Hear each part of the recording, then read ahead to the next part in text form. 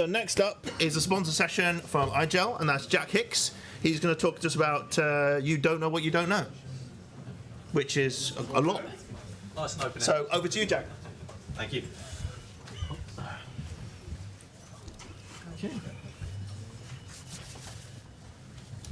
Okay. Well, you don't know what you don't know. First glance, it's a pretty redundant statement, and at the very least, it's quite an obvious one. Of course, you don't know what you don't know, but for me, this particular phrase has been pretty useful to me over the years, especially when dealing with various different organisations. Because myself, being lucky enough to work in the realm of pre-sales, I have the benefit of being to look at lots of different organisations' environments, see lots of different implementations of all sorts of solutions, all used to deal with pretty similar problems within the industry. What I see when I go into an organisation is inherently going to be very different to, say, an architect who's been working for an organisation for 10, 15 plus years and has had to conform to all the rules and regulations of that particular environment. Something that I can see that's been implemented in that environment that makes a little voice in the back of my head start screaming, "Why have you done this?" may well be the best thing that they've ever implemented from their perspective. If you don't have the benefit of being able to go to events like this, so you can speak to your peers, speak to the other vendors in the EUC space whose technology is advancing at quite a rapid rate, you're not going to know exactly what is possible. Again, you don't know what you don't know. Give a couple of examples. Remember a few years ago, I ended up on a customer site, was working on implementing iGel's secure endpoint solution with our management platform installed on site, and we're having a couple of small issues. Primarily it was a communication problem. Things weren't quite talking to each other the way you'd expect, and it's normally very simple to rectify. Make sure nothing's blocking a port, make sure you've not got a bit of security software actually blocking your network traffic, and then you resolve it and all is good. But in this particular case, it was nowhere near as easy to rectify as I was expecting. And that all came down to a very finicky network security policy that they put in place around NAT. It's not that uncommon to have network address translation on the periphery of your network to basically mask some network traffic, change what some IP addresses are looking like, etc. But in this particular case, they had implemented this in such an aggressive manner that all network traffic that went through every single individual network router or switch within the whole organization would have another layer of NAT applied to it. So something that was in one particular site location, depending on where it had to talk to, it could go through 4, 5, 6 different translations on that point. So it was almost unrecognizable at the other end. And it wasn't just us that were having a problem with this. They had 4 or 5 other projects going on at the same time, all to put some shiny new solutions in place to help their end users achieve various goals. And every single vendor that they were talking to at the same time for all these different scenarios was having problems with this. From their perspective, they didn't know that anything was wrong until all of us independently ended up having conversations with their network and their security team and explained that if they actually wanted to achieve what they were going for here, they'd have to change how they were thinking in their environment.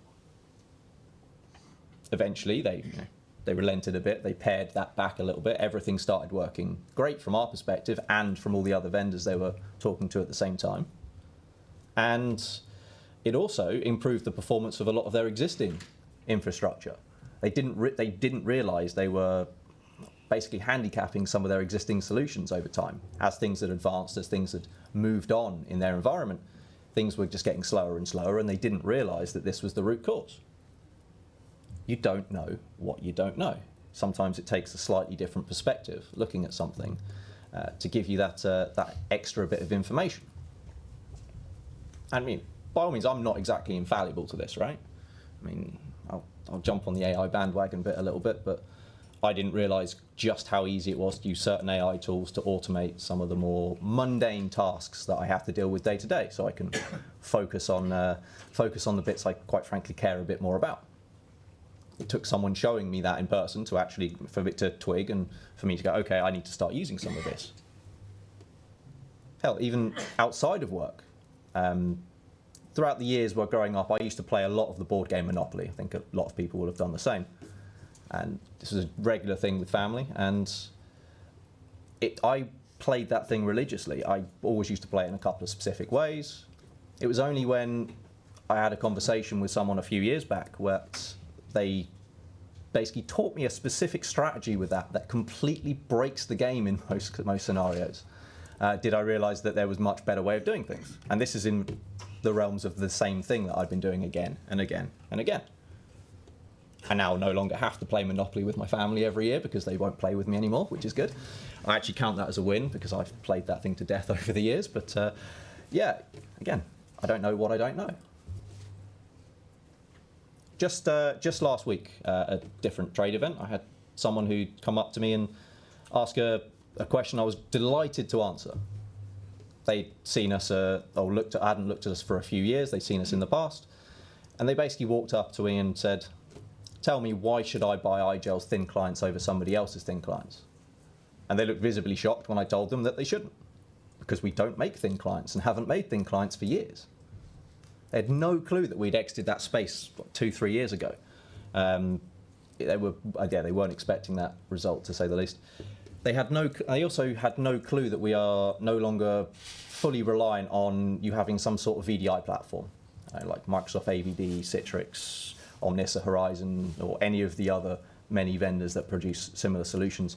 They didn't realize that we had migrated into a lot more of a SaaS-based ecosystem to facilitate that growing need in the market, either via consumer-based browsers like Chromium and Firefox, your more enterprise secured browsers from the likes of Island, or even using our progressive web app like Builder software to take those SaaS URLs and package them into a local look and feel of a local app, similar to what you see on the screen there with the likes of Outlook from a W365 connection. They also, they had no clue of any of the new stuff we do. We do digital signage, and there's a lot of other things that we can now help with. But I think the piece that was most useful in that conversation for me was the partnership aspect that we have spent many years building out and expanding upon. This is something else that has also helped myself personally within iGel to broaden my horizons and work out what I think is potentially a good solution stack within different environments when advising organizations. But this quite extensive list at this point has been growing out consistently. Pretty much every month we announce a new partnership. I mean, just over the course of, since the start of this year, we announced that we are now working with the likes of Zscaler and Netscope to integrate their security and network-defined solutions into our stack. Heck, we've even more recently than that, we announced that a partnership that I never thought we'd announce, that we're actually doing some work with the guys over at CrowdStrike, and that's not because sticking CrowdStrike on an iGel endpoint or device running iGel Secure OS actually makes it any more secure, because it quite frankly doesn't. But what it does do is allow you another data point within your environment so you can see what's happening. And again, something I never thought about, being able to monitor something in your environment, it can be, in a lot of scenarios, just as valuable as something that actually makes it more secure on a technical level. Being able to secure up something that, or see what's happening and secure other parts of your organization because you know an attack is happening, is very valuable. Now, all of the partnerships, all the things that iGel have moved to, especially in the last few years, it all comes down to us enhancing on the three main benefits of why you'd even look at our solution, right?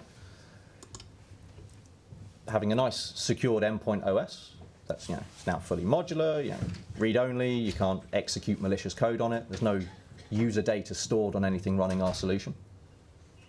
because it's all modular, you can update and patch things as needed, all individually in the background without any downtime for your users, which is nice. Everything just flicks over organically when they next restart the machine.